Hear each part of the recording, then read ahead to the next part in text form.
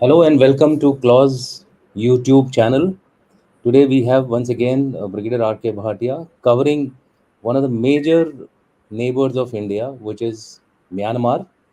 And Myanmar has been in the news since the last almost 4 to 5 months since the Three Brotherhood Alliance decided to take up arms with Tatmadaw. We shall cover about that slightly later. The aim of this YouTube is to essentially prepare staff college aspirants to focus and write their answers correctly on current affairs, going about their studies in a methodical manner.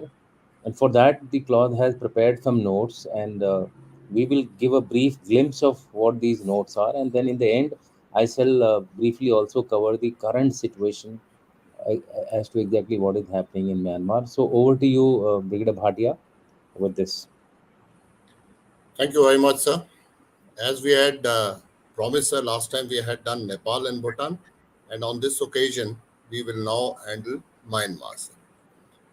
India and Myanmar relationship, in fact, they can be governed by the two very important aspects. One is the timeline, the historical connect between these two countries.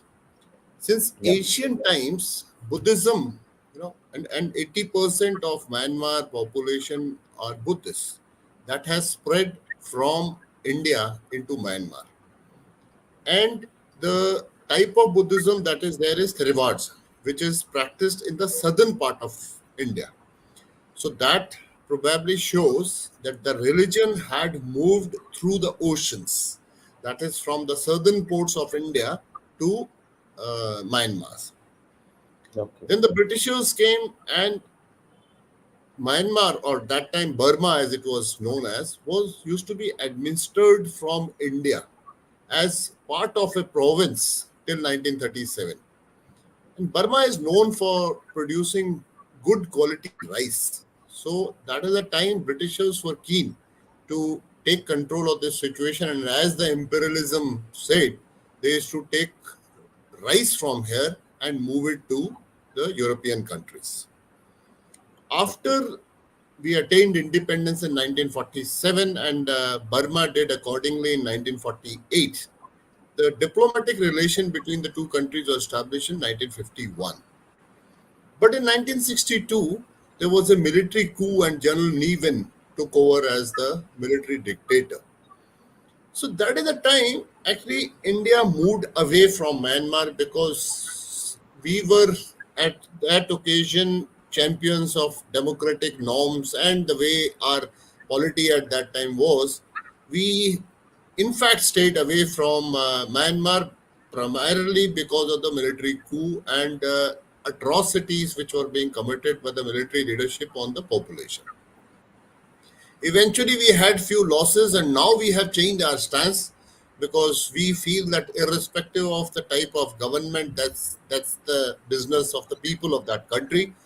Our engagement for our geopolitical and economic gains should continue irrespective. We shouldn't be standing as a referee that who which country should be governed by which forms. 2015, finally, sir, Aung Suu Kyi, NLD, that is, won the elections and it formed the government. But in 2021, NLD, despite its victory, the military dictators did not permit her to form the government. So it is, as of now, also military rule which is going on in Myanmar. Now let's look at the strategic significance of Myanmar. We share 1,643 kilometers of land borders and 725 kilometers of maritime boundary that is in the Bay of Bengal. It borders four states, that is Mizoram, Manipur, Nagaland, and Arunachal. Now, all these four states, as it is, have restive, the population is restive. There are ethnic issues, there are insurgencies that are going on. So Myanmar does serve as a sort of safe sanctuaries for these states. Geographically, Myanmar is a gateway to Southeast Asia. Its borders are highly porous, they're very poorly guarded, and the terrain is so tough that's very difficult to guard each and every uh, inch of the border. That is why recently there's been a talk of fencing this garden border. But the problem with the fencing is that there is a regime called free movement regime of 16 kilometers, 10 miles. That is that citizens of both the countries can actually go up to 16 kilometers for even doing the trade. And this trade is exchange of the head loads, and it is not through money or anything. It's a barter system. However, there are official trade points also like More and Tamu that restricted items. There are a number of listed items that can be traded, and the trade is not across the board. Brigadier Bhatia, I would just like you to highlight this head load, because this is something which most of the young officers would not know, except for those who have served in the northeast India.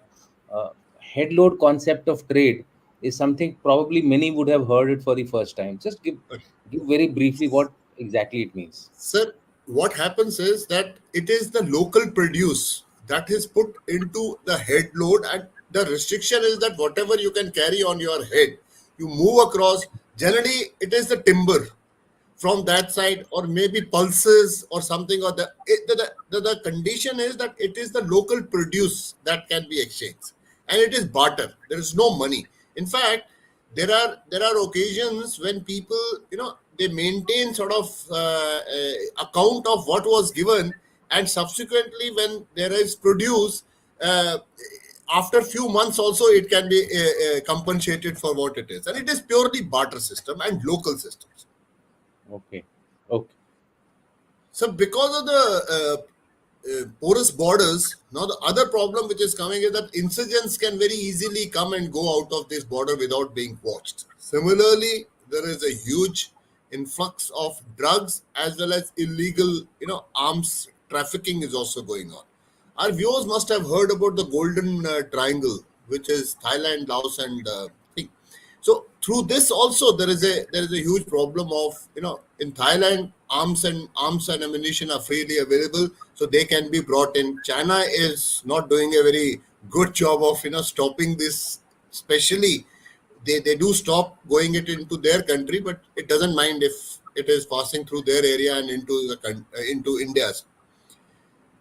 Then there is a huge problem of Rohingyas. We'll talk about Rohingyas slightly later. Sir. That what is the status of Rohingyas, and the problem is infiltration of these stateless people into India. And I have briefly mentioned about the move regime, which is now becoming a challenge. Geographically, if you really look at it, sir, there are two foreign policy doctrines or initiatives that have been taken by India. One is neighborhood first, and the second is act east. Myanmar is at such a location that this is important for India in case India wants to pursue these two foreign policy initiatives. Myanmar plays a very very crucial roles.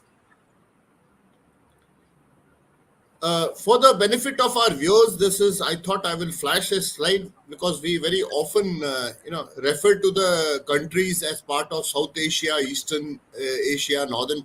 Starting from Northern Asia is generally the Russia. In fact, Russia is partially part of Asia and some part is in Europe.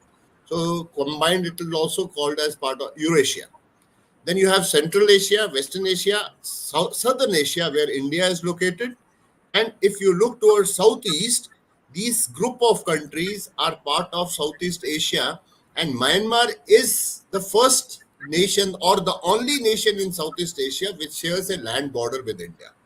Now, there are important countries like Thailand, Laos, Vietnam, Singapore, Malaysia, which are all part of Southeast Asia. And the integration of India's economy with Southeast Asian economy is extremely important. And in case we want to do that, Myanmar provides us the route or the surface communication that is available to trade with these, emerge or fairly well developed economies.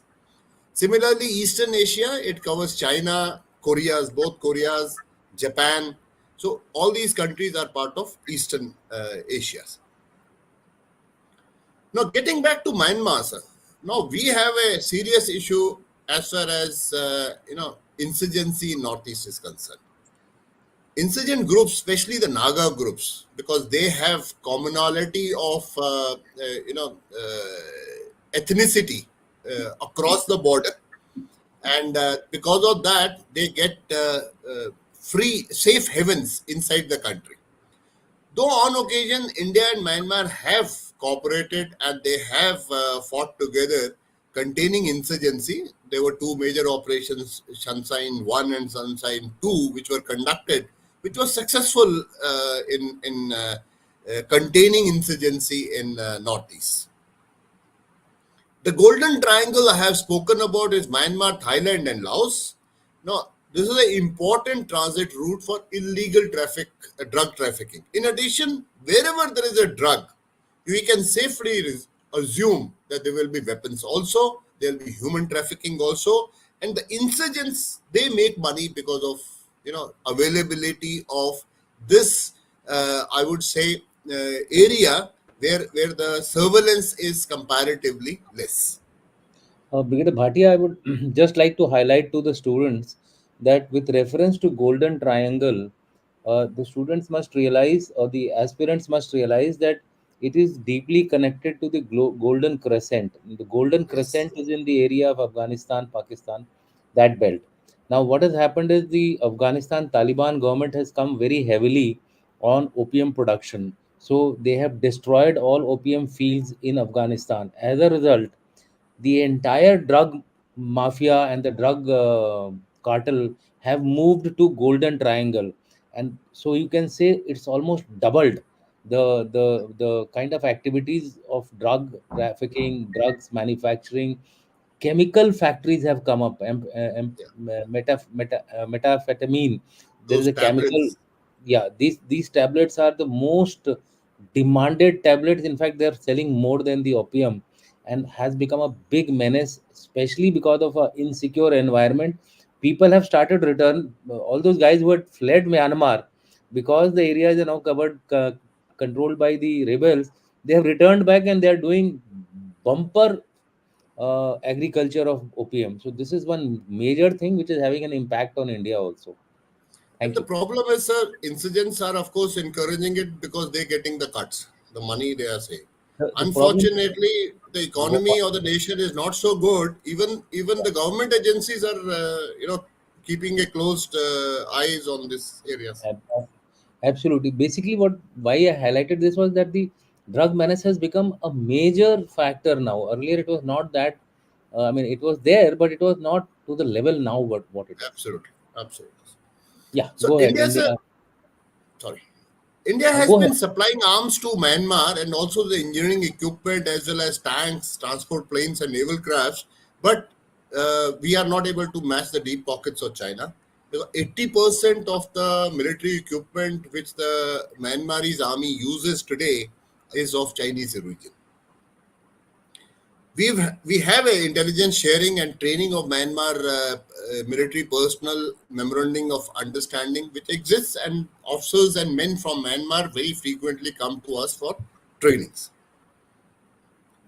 Sir, it's very important because China is also a neighbor of Myanmar, and in fact, there's a very interesting book called Where China Meets India, and the author actually talks about Myanmar in that case.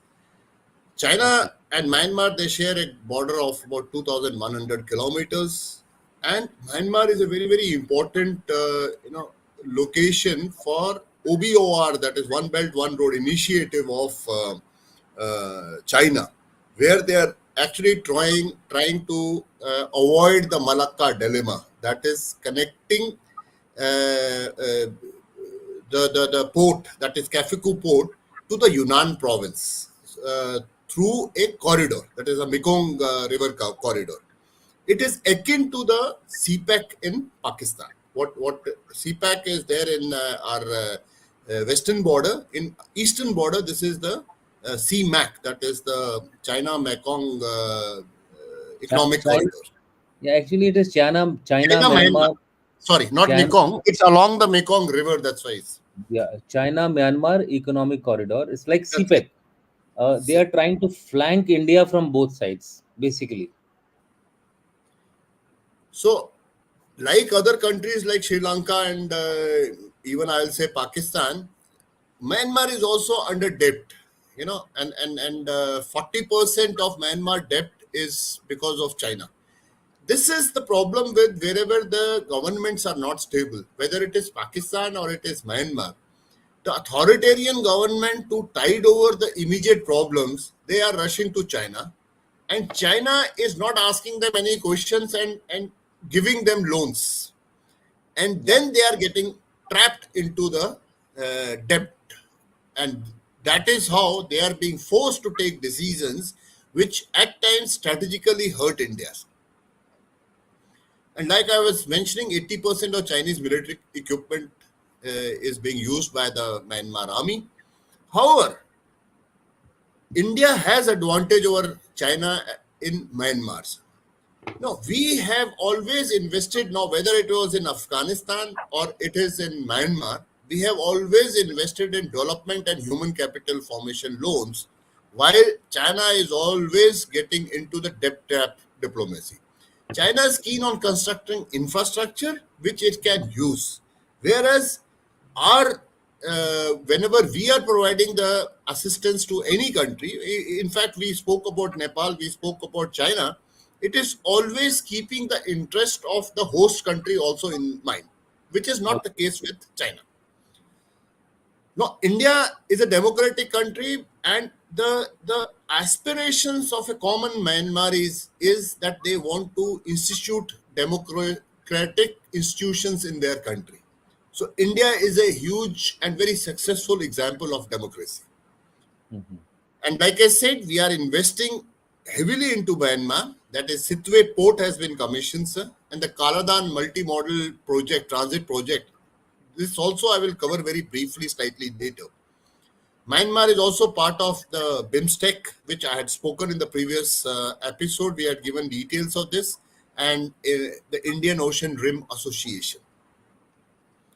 And cultural ties cannot be denied. India is the birthplace of Buddhism. Even today, whenever a Myanmarese army personnel or a civilian dignitary visits India, it is his dream to go to Gaya, and Mm. we always facilitate that, sir. When I was here in Central Command, we used to always make sure that any delegation which is coming from Myanmar, or for that matter Sri Lanka, we used to definitely keep a day for them, and they used to be taken to Gaya. Yeah, Sri Lanka, Japan, Myanmar, Japan, these are the correct, sir. countries. They are very keen to visit these areas. Sir, Myanmar plays a very, very important role in the connectivity which India is looking at. One of them is the India-Myanmar-Thailand connectivity. Now, this connectivity, we had explained in the beginning, what does the Southeast Asia means. Once this connectivity is through, from More, which is part of India, there is a twin town Tamu, which is just across More. Road goes from Guwahati to Dimapur to Imphal, More, then to Tamu, and then enters into Myanmar, travels to Mandle, comes down and gets into Moisot, which is in Thailand.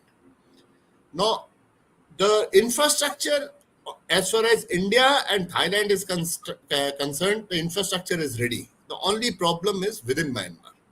Once this infrastructure comes up, our markets and our raw material this thing will be it through this road we can travel right up to any country in Southeast Asia, including Singapore, Malaysia, Indonesia, all these countries, and look at the distances and time travel which will be reduced because of this road. And in Yeah. addition to this, it will also promote tourism. It will also improve the cultural association between the two or three nations. So that is how India is looking at it. Let's see, sir, how what progress. As of now, it is because of the problems in Myanmar that this is on hold. Then there's another very interesting project called BCIM. Now, here China is very keen to do it. The southern part of China, that is Yunnan province, Kunming. Kunming has come up a big as a big manufacturing hub. But the problem with Kunming is its connectivity.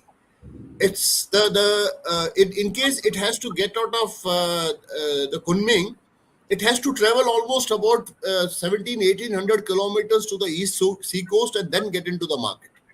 Whereas if this road is made, imagine the market which is available to the product which is being produced in Kunming in India, huge population, and about 20 crore odd population of Bangladesh. So China is looking at opening up to India and Bangladesh through this project. But as of now, again, it seems to be on the back burner because of the prevailing conditions there. As far as India is concerned, now if you see India's map, anything that has to go from Calcutta to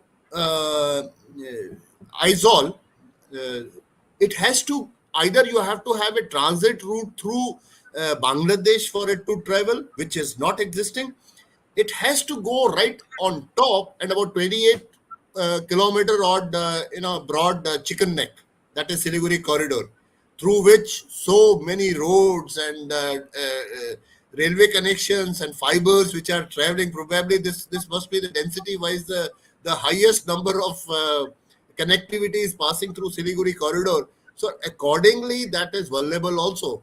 On top from Chumbi I, Valley uh, and but yeah, I sir, always call this chicken neck corridor, which is extending from Siliguri right up to the Dwars area of Assam, as a imagine it as a vein of your body through which the blood which is required to function for that body flows.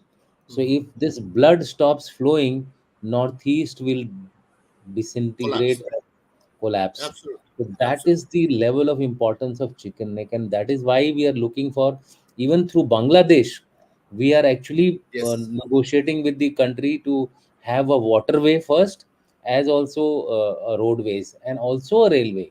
So also rail. if that comes up, and then along with the Kaladan, which is a multimodal project, we will have three odd options for Absolutely, us to reach northeast. That is the absolutely. level of importance of this area we need to understand, and the aspirants must know very clearly, have this map in their mind, how to respond to such a question. Okay. Sir, now that we are at it, I will just flash these maps. Yeah. See, anything So going from Calcutta to Aizawl. I'll give some time for the viewers to get accustomed to the map. Okay. Now, this Kaladan model multi-modal transit project is through Calcutta through sea 539 kilometers of sea route to Sitwe, which India has developed. South of Sitwe is another port called Kaifu, which the Chinese have developed. So this is a counter to the port of Kaifus. From Sitwe, the river by the name of Kaladan, you know, the goods travel northwards against the flow of the water here because the river is flowing into Bay of Bengal. 158 kilometer through the inland water transport. There again, it is there is a transit at Paltewa. It goes to by road to Kaletwa, then to Zoranpur is the border between Mizoram and Myanmar. So this is how it reaches. And even during, let's say, once this route comes up, even during hot war, this yeah. multimodal project can be used. No, Actually, these are options which India has to develop as our economy grows, as our interest grow, and as our threats also will grow in a correct. similar manner. So we've spoken about these connectivities, sir. We go ahead. Now there can be two questions on connectivity. One we have already spoken about Kaladan. The other could be the India-Myanmar-Thailand highway. Now, this is in short what is the India-Myanmar-Thailand project. Like I had mentioned, it starts from More, the town is Thamu, goes to Mandle, Napatau. Napatau is the now new capital of Myanmar. It's no longer Yangon. Comes to Bago and then to Mausod. Yeah. So it enhances connectivity, trade and commerce. Naturally, new markets will be available, tourism will be promoted, regional integration would be there between India, Myanmar, and Thailand. Socio-economical development, strengthening. It will also strengthen the India's Act East policy and regional stability and prosperity, of course. And then, like any other infrastructure project that you develop, it will have very, very positive geopolitical implications on India as well as other countries. Kaladan, sir, we have already spoken about. There's another point, sir, I would highlight before we flash the questions about Rohingyas. There's a very interesting issue which I found. Why this name Rohingyas? One of the theory is that it comes from the Arabic word rahm, which means mercy. And the theory goes that in the 18th century, a ship of Arab traders, it wrecked near the Burmese coast. And he asked the local king, that is the Myanmar's king or the Burmese king, I say, for rahm.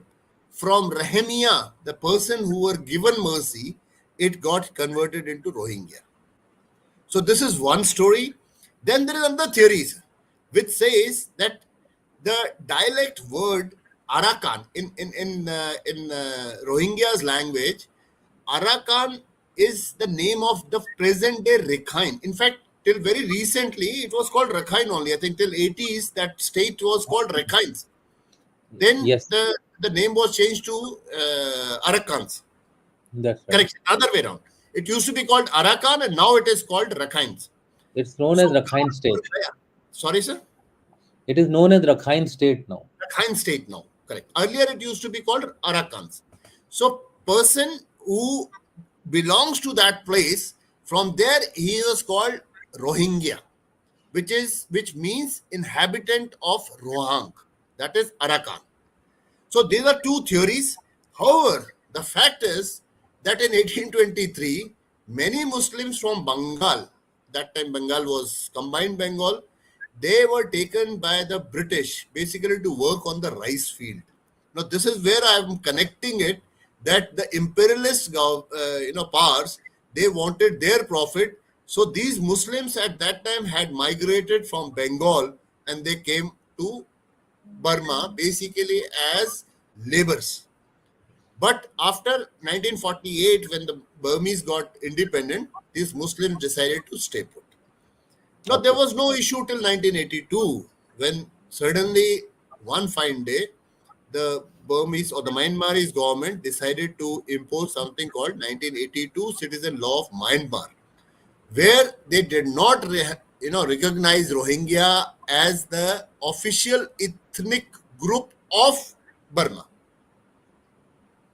So they said that any group which is not originated in the lands of or confines of Myanmar, present day Myanmar, they cannot, irrespective of how many generations in the past have stayed in that area, will not be considered as their own citizens. And in 2011, and this area is dominated by Buddhists. So there was a Buddhist monk, Ashin Vartu, who led the he led the violence against the Rohingyas. So there was a mass exodus of Rohingyas. Some of them went to Bangladesh. Many came to India. They went even to Thailand, and in a very, very dangerous conditions in open sea. These people are found traveling all over the world trying to seek refuge in some country. Even in Myanmar, those Rohingyas who are stayed back, they have been put in confined areas, they are ghettoized and they are prosecuted. So this is in brief, and so this community can be very very dangerous as far as internal security of any nation that they go into. Unfortunately, in our country also, they are being used for the political gains. A very surprising uh, issue about this particular factor, Rohingya factor, is that even the national unity government, which is now currently established in exile, or not exile, but a parallel government, headed by Aung Suu Kyi, the formally elected Prime Minister of Myanmar, did not support the Rohingyas. Yes. That's a very very sad story, that ultimately everybody has ganged up against the Rohingyas. Thank you. And even in India, sir, we have not actually Yeah. No, for actually, as far as in India is concerned, we have to manage them because there are elements yeah. which are using Rohingyas to cause or hurt India. So we have to treat them with caution. We have to carry out our necessary controls to ensure that only genuine people are, given the right to take refuge. And refuge means it's a temporary factor. You are supposed to go back after the situation becomes normal, and we hope that the situation in Myanmar becomes normal and the government of the day of that particular time is able to receive them. Yeah, sorry. Hey, sir, with that, I come to the end of very briefly what I wanted to introduce the DSSC aspirants to this topic. Now, these are the questions which I, thought should be important, sir. And Yeah. these were given, and Claus has prepared answers for these questions. So quickly, I'll read these questions. Why are Indo-Myanmar relationship important? What are the steps taken by India to occupy strategic space between the two countries? What are the challenges in Indo-Myanmar relations? We have covered the entire gambit of Indo-Myanmar relations with those basic keywords and basic importance. This topic can be tackled by the students. Now, what are the steps taken by India for occupation of strategic space between the two countries? Here we can bring in the China factor. And if students have seen, I have actually listed out how India has an advantage over China as far as Myanmar is concerned. In fact, Uh, the points that are given here, they are equally applicable in almost all countries. Unlike China, who does not have ancient links with any of the Southeast Asian country. Now, tomorrow when you talk about Sri Lanka, there is Buddhism. Today we're talking about Myanmar, there is Buddhism. Nepal, Roti Beta, Beti, Bhutan, we have this. And then another good point which can be written is the benign sort of help that India is providing vis-a-vis the debt trap what the China is giving. So even these I Bhutan, thought even Bhutan is Buddhism. Bhutan is Buddhism. That's correct, sir. I think Yeah, red hats, if I'm not wrong, sir. yeah. There are different sects, but they are basically born from the same religion. Correct. So challenges in Indo-Myanmar relations also we have touched upon, sir. The construction Yeah. of border, next question could be construction of border fence earlier by Myanmar and now by India has led to resentment among the people on both sides of the Indo-Myanmar border. Answer the following question briefly. Who are affected by the decision? What is the free movement regime? Why is border fence being opposed? What are the challenges and how it can be overcome? The beautiful write up on this, sir. I read this in the answers that have been prepared by Claus. I very strongly recommend that aspirant should go in for the notes, and this will give very briefly. We have touched upon what is the actually what is the issue, but Correct. there are ramifications of this issue, long-term ramifications of this issue, because this is for ages that the local population is living the way it is, and suddenly one fine day you decide to put an end. But then, on the other hand, security of the nation is very important. Even if we have to, take away these liberties or facilities that we have given to the people on both sides of the borders, security cannot be compromised. Correct. Then write a short note on Kaladan multimodal transit transport You project. Again, we you have already covered. covered that. You already China covered has that. been making increasing inroads in Myanmar. How can it be counterbalanced by India? Same thing, more or less. We have covered what China is doing. These are the major issues. There are finer points also, and in fact, I would just like to, draw attention of the viewers, irrespective of whatever we may say. But the military government of Myanmar is probably the only government in the world, if I'm not wrong, which has taken the project away from China, Yeah, because China was not delivering. correct. Mekong So project has been cancelled actually. cancelled, in fact. They had not Yeah, given it to China, sir. yeah, absolutely.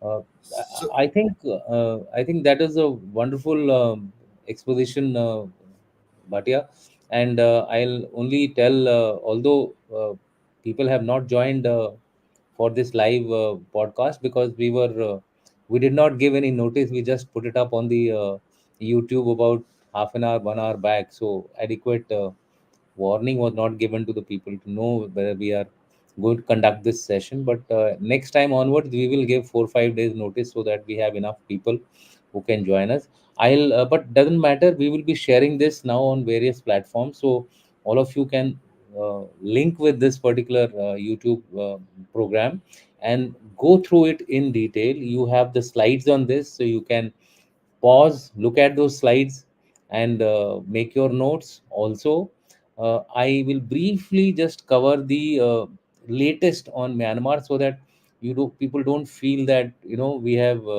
left you halfway through. First of all, the latest situation as far as Myanmar is concerned, internal situation is volatile. The rebel groups are primarily led by three Brotherhood Alliance, which is MNDA, TNLA, and Arakan Army. The PDF, which is the armed wing of National Unity Government, is fighting a separate war. The PDF is divided itself into commands: North Command, Southern Command, Eastern Command, like, and they have. It is estimated that they have a strength varying from 50,000 to 100,000. That is the rough estimate. But each command has roughly 1 to 2 brigades. They are all fighting the Tatmadaw, which is the military, Myanmar military, which is there. Myanmar military's morale is very low. Almost 60% of the land is now controlled by the rebel groups. That is one thing which you all should be aware of. The second thing is that Rohingya problem. There have been some developments recently that there were some Indians who have been held hostage in the Rakhine state.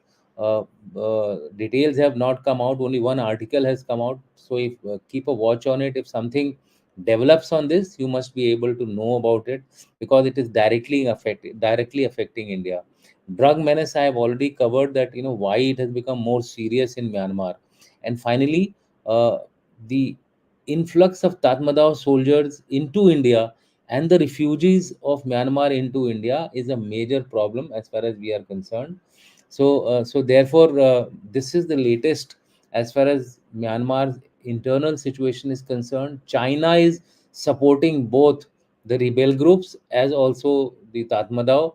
So somewhere there is a dichotomy in the Chinese approach, or the Chinese are betting that should there be any other should there be a role reversal, in the sense that if the Tatmadaw is not able to control the country, then they have some leverage with the rebel groups, especially the MNDA, which is in the north and operates from north to south around the northern borders with China. So therefore, northern border of Myanmar with China.